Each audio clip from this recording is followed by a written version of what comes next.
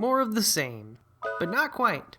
Spiritual successors are nothing new, but the advent of crowdfunding seems to have given us a whole host of official ones, so to speak. Creators breaking away from big companies unwilling to fund the works that would follow on from their most well-known titles and taking to the court of public opinion in hopes of fulfilling a long-neglected void. What? This isn't Castlevania, it's Bloodstained! You can clearly see it right there in the title, so you can't sue Konami. And while we're at it, this isn't Suikoden, this is Eiyuden Chronicles, and it's the thing fans have been wanting, but you haven't been making. Seeing projects like that, Penny Blood, and Armed Fantasia, oh my gosh, please be good, got me wondering, what other tragically ignored JRPGs could use a spiritual successor? There are loads of great games from years gone by with great ideas and potential for expansion, but they either fizzled out or didn't catch on, or the publisher who owned the copyright decided it wasn't worth it. But I am here to say, I think they're worth it. And in the name of that sentiment and the fact it's the end of a particularly long year, let's spend a while ruminating on what could be. I do have some criteria, but it should be said before we start that this is all just a big Dreamland happy time wish list. I was just trying to make my choices kind of reasonable. 1. No series or standalones with any significant new releases in the past 15 years. This means no sequels, no reboots, no direct spin-offs, no remakes, no existing spiritual successors.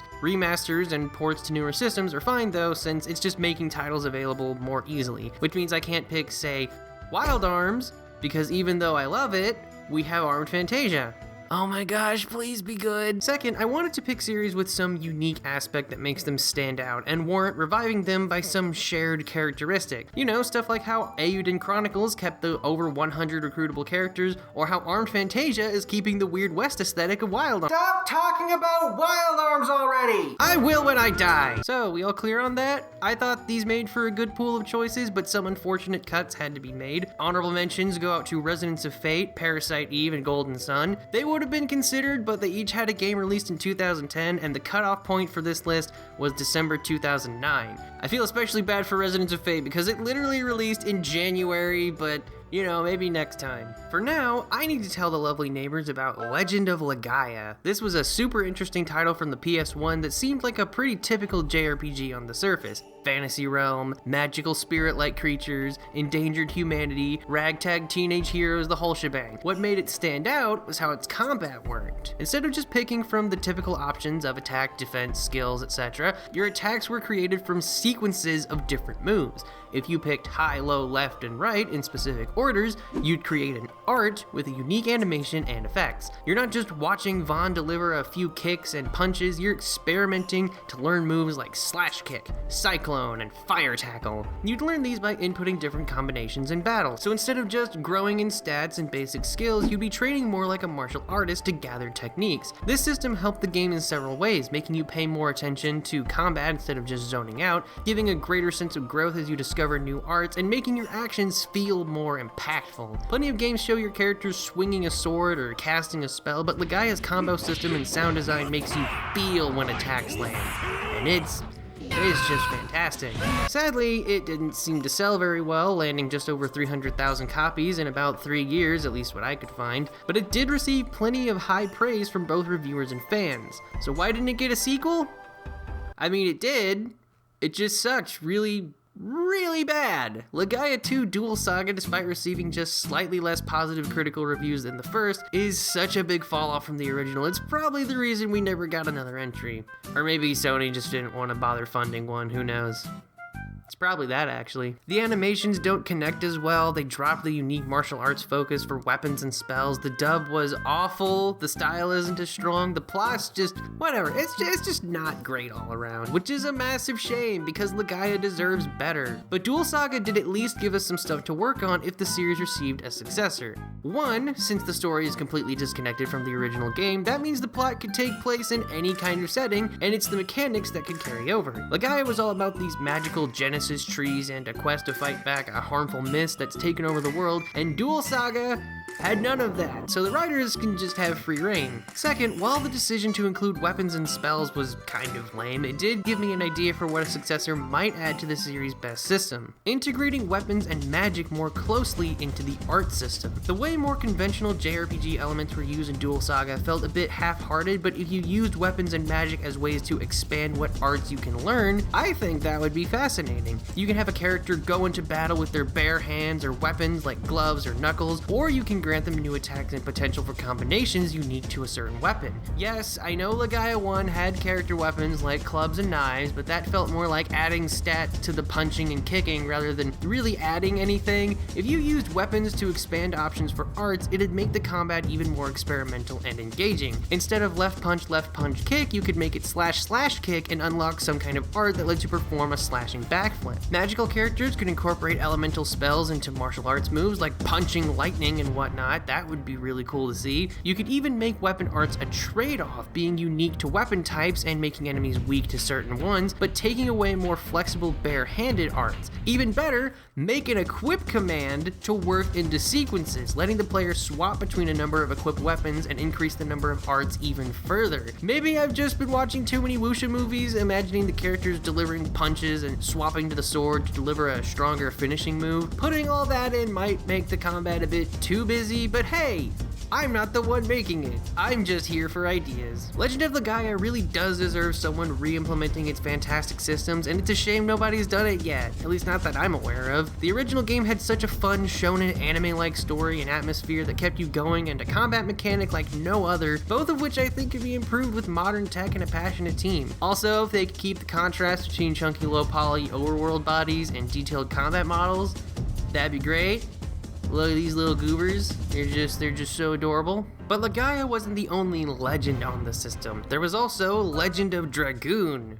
Makes me wonder if we can connect every legend JRPG into one series. That'd be a mess. Legend of Dragoon is one of those Sony published titles where it had one shot, got a lot of buzz, gained a fandom that continues to this day, and never got much of anything else. And we know for certain Sony won't be doing anything with it besides teasing fans with cameos, because it isn't about dirty, miserable people being awful to each other. No, it's about plucky, likable characters in a colorful anime fantasy world fighting against evil to save the land. And it's awesome. Seriously, if we looked at all the PS1 JRPGs on record, Dragoon would be in the higher ranks, easily. It clearly had the budget of Sony trying to topple Final Fantasy, costing a whopping $16 million at the time, which was weird considering Final Fantasy was almost exclusive to them at the time, outside of like some weird PC ports, but you know, whatever. And it used that backing as best it could. Why it failed and never received follow-up is a mystery. The reviews might not have been over the moon about it at the time, but it sold over 1 million units, mostly in North America, so it's clear it had potential. The characters were great, the music was wonderful, the combat was fun, it had fantastic visuals for the time, and still, nothing else has been done with it. But that's what we're here to solve, and much like Legend of Legaia, Legend of Dragoon has a combat system bursting at the seams with potential. Now, Dragoon actually has two different systems to expand upon if it was given a successor: Additions and the Dragoon forms. Additions were kind of this game's take on the popular active button press system you can find in all sorts of games, which were implemented to make turn-based combat supposedly more engaging. The cowards? Characters would learn attack strings called additions as they leveled up, and you picked one to equip that would serve as your basic attack. By hitting all the prompts on time, you'd be rewarded with one final attack signaled by some of the best voice lines this side of Resident Evil. Double slash! Drop the wind in! Summon 4 gods! Oh, I love that. That is terrible. The one problem I have with additions is how flat they make progression feel. Like, when you get a new one, it just means you'll equip that and time another button press for more damage. Like, it's fine, and the potential for counterattacks means you can't just zone out, but it does feel a little bit static. I mean, all the next edition gives you is more risk reward for more flat damage, and I think we can do more than that. Although thinking up a good suggestion was a bit trickier than with Legaia when I started this script. At first I thought maybe you could have different additions with the same number of strikes, but they had different properties like status ailments or elemental powers, but that would do little more than tack on more stuff to a system about tacking on more stuff. Then I thought they could choose from a list of different additions they'd unlock, which felt too much like selecting from skills in other RPGs, and it didn't feel like progress either. So I took a bit of a break and played a bit of Grand Blue Versus, and that's when it hit me. Let's take a page from modern fighting games. Inputting additions is already kind of like punching in fighting game combos, so how about special editions? English is totally an understandable language with nothing confusing about it at all. Whenever you go to match a prompt, instead of just continuing your normal attack chain, why not give the player mapped button combinations that execute skills or magic the character already has? Instead of square, square, square, square for a normal addition, it could be 3 squares and R1 plus square to launch a fireball. You don't finish the normal sequence, but you have the option to break off into different attacks that might be more useful. Not every skill or spell would be viable for this. Healing spells and the like that require targeting would be a bit awkward, but having a short list of techniques on command during your normal attack would be a great addition to combat. You could go even further and do a storm-like mechanic where attacks deal more damage the further down they are in the chain. It would still have the risk-reward fun inherent to the system, but also give more flexibility and damage potential. Plus, it would give the developers an excuse to let characters use magic outside of Dragoon form. Just make them kind of weak so you have reason to chain them as a late addition. As for the Dragoon forms, just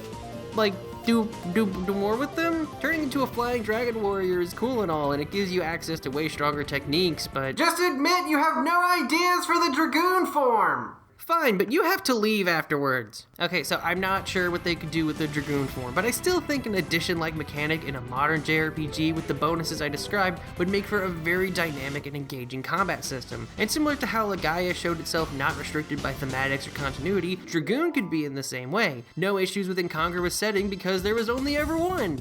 Seriously, Sony. One game? Really? Anyway, while I beat a certain someone out of my house with the nearest prop swordfish, here's Tark's for what he'd like to see brought back. You know, indirectly at least. Ladies and gentlemen, Tark Scontley here.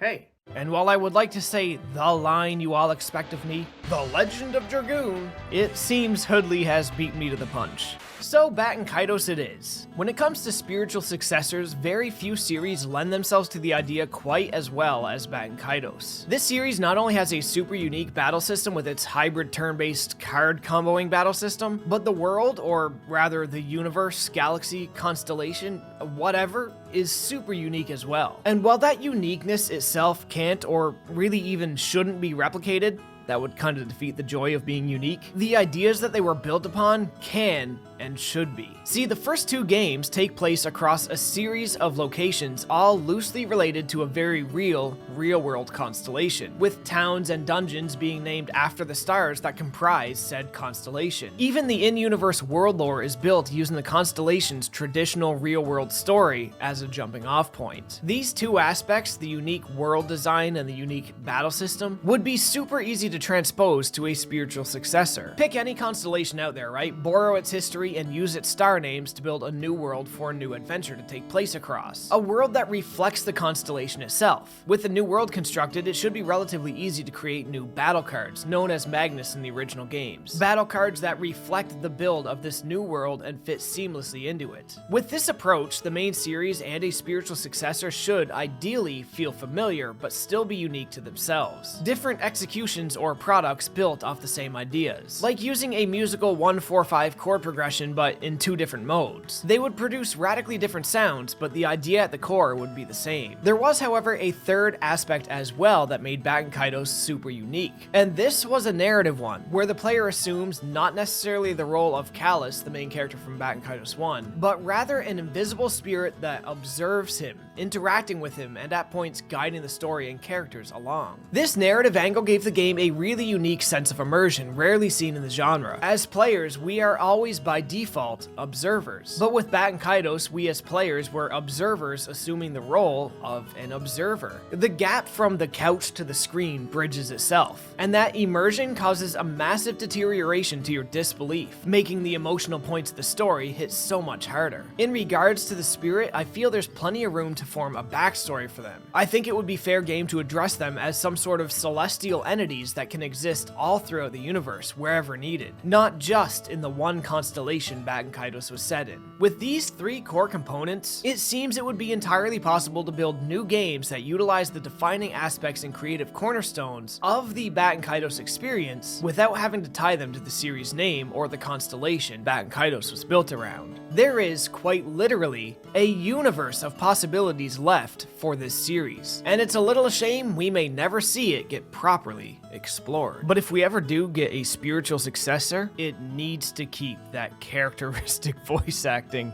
I've come to know and love for all these years. Hello, the third, Master of Shadows, at your service.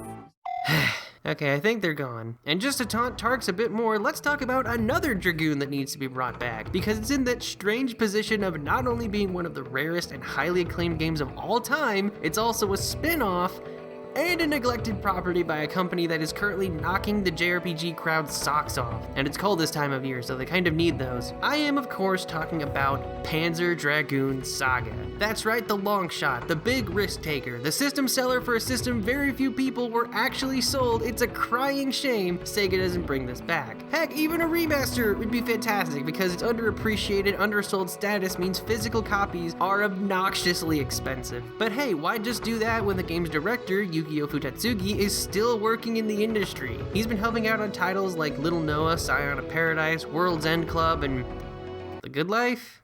Okay, that's a bit out of left field.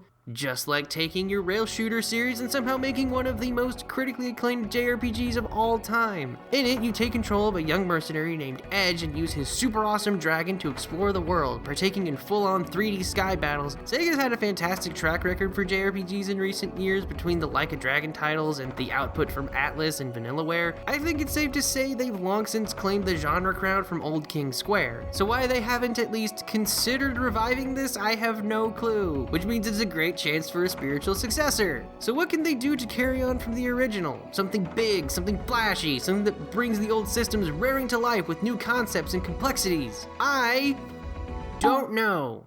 What? I can't be expected to think of everything. Look, I know this whole video is about pseudo-reviving old JRPG series that have potential and deserve a retry, but Panzer Dragoon Saga doesn't really have many problems outside of its lack of accessibility. The story's fun, the music's great, the combat is wonderful and unique. Like, I just don't have any ideas for how to make it better because it feels like they knew exactly what they were doing in development. They even kept to the quick pace of the original arcadey rail shooters by keeping the playtime under 20 hours. Heck, you can beat it in about 15. That's absurd. And a pretty reasonable length of time to shoot for on a smaller budget, like with crowdfunding. I guess the only thing that might make it better is giving us more than one party member, but I can see its hybrid combat system getting a bit confusing with a party of 3 or 4. Maybe it could be cool to offer more dragon customization to better personalize your loadouts for battle. Like, look, sometimes an old thing is just great on its own. Panzer Dragoon Saga is one of those things. It is still a great game. Not like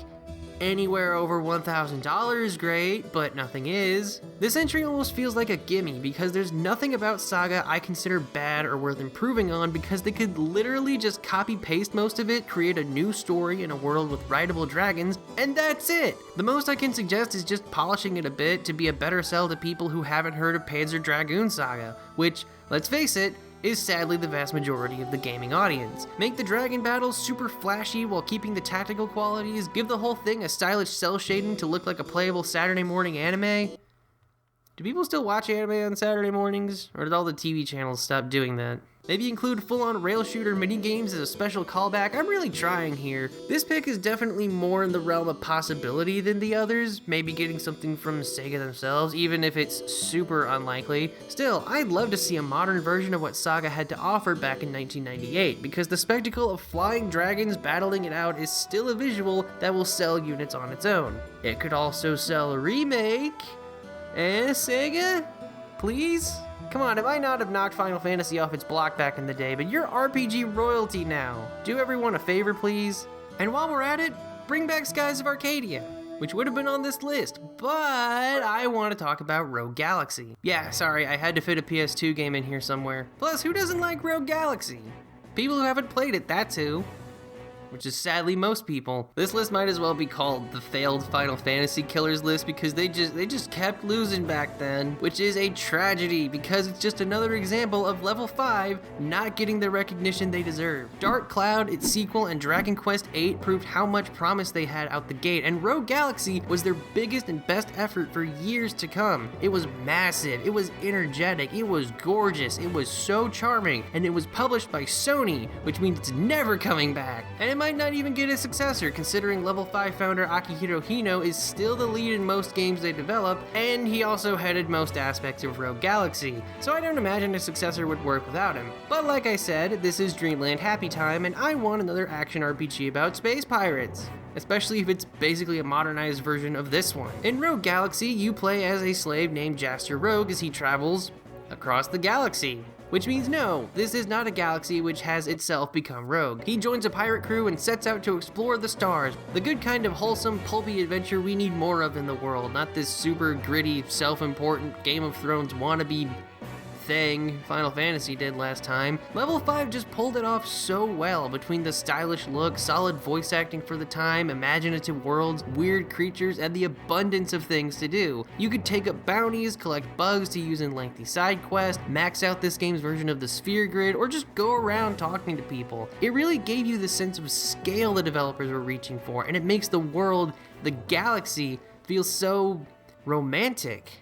As in, like, romanticism. This isn't a dating sim, that's Thousand Arms. Which should also be brought back. It's just kind of a shame, for all its great ideas and genuine charm, it doesn't all work as well as it could. Don't get me wrong, I like this game quite a lot, but it has issues that have only gotten more noticeable over time, and a lot of these issues make it hard to recommend to newer players, even though it's on PSN for just $15.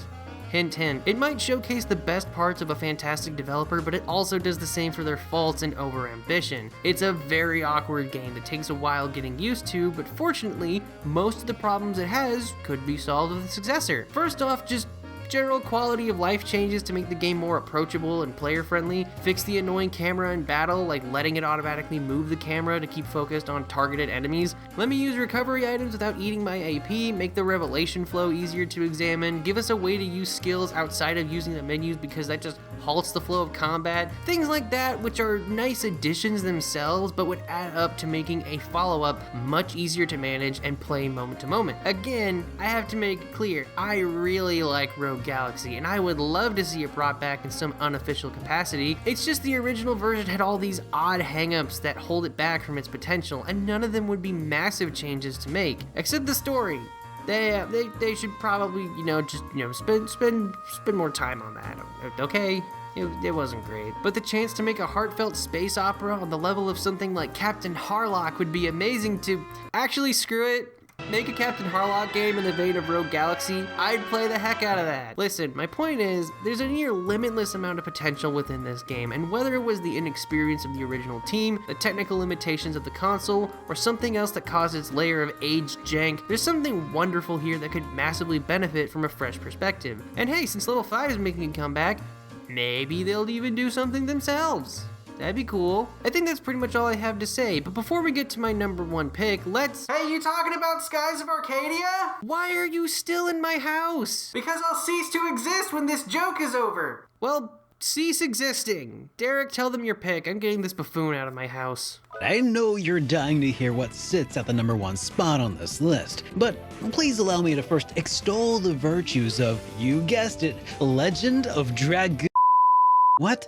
Hoodley already talked about Dragoon, and Tark's already complained about it too? Well, in that case, this entry is dedicated to the dragons. Breath of Fire is a series that is near and dear to my heart. Something about that blue-haired protagonist with the ability to transform into a variety of dragons just releases all the positive hormones in my brain. While some of you might call me out on the technicality that Breath of Fire 6 came out in February 2016, in my defense, Breath of Fire 6 doesn't even exist in a playable state right now, nor did it ever, according to legend, and as good as I think Dragon Quarter was as a standalone title, it did little to satiate fans of Breath of Fire 1 through 4. I'm sure several fans came to enjoy it in time, but don't kid yourselves. This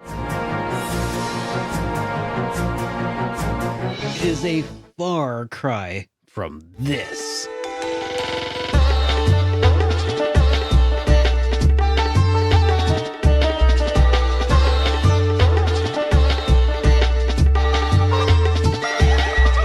Seriously, just looking at this combat gets my blood pumping so hard. Sadly, or maybe not too sadly, Capcom has been too busy printing money with Monster Hunter to throw us turn-based fans a bone in ages, and thus the mantle must fall as usual to ideally former staff behind the originals, or in other cases, savvy indie developers who can spot this gap in the market and make like an RPG power player and exploit it for that sweet, sweet loot and experience. There are some key features that obviously need to make a comeback in a big way, and leveraging today's modern engines and technology, I think that gene splicing from Breath of Fire 3 fits the bill to a T. This system allowed players to pick and choose up to 3 genes from crystals found throughout the game, and by using them you could splice together the ultimate killing machine of a dragon. But why just 3? Why stop there? Let's go for broke and offer more gene slots,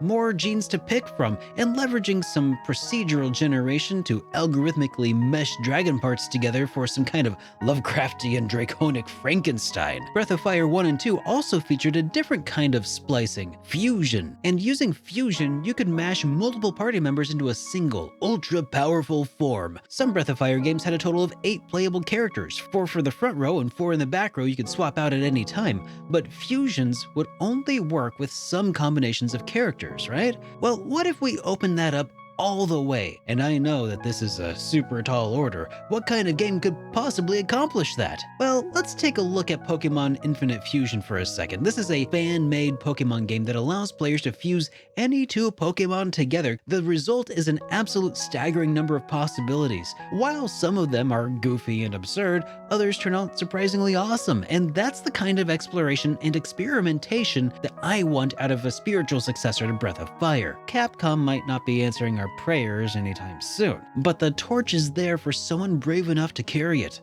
Alright, next up, let's talk about how modern tech could literally revolutionize the isometric perspective. Wait, my time's up already?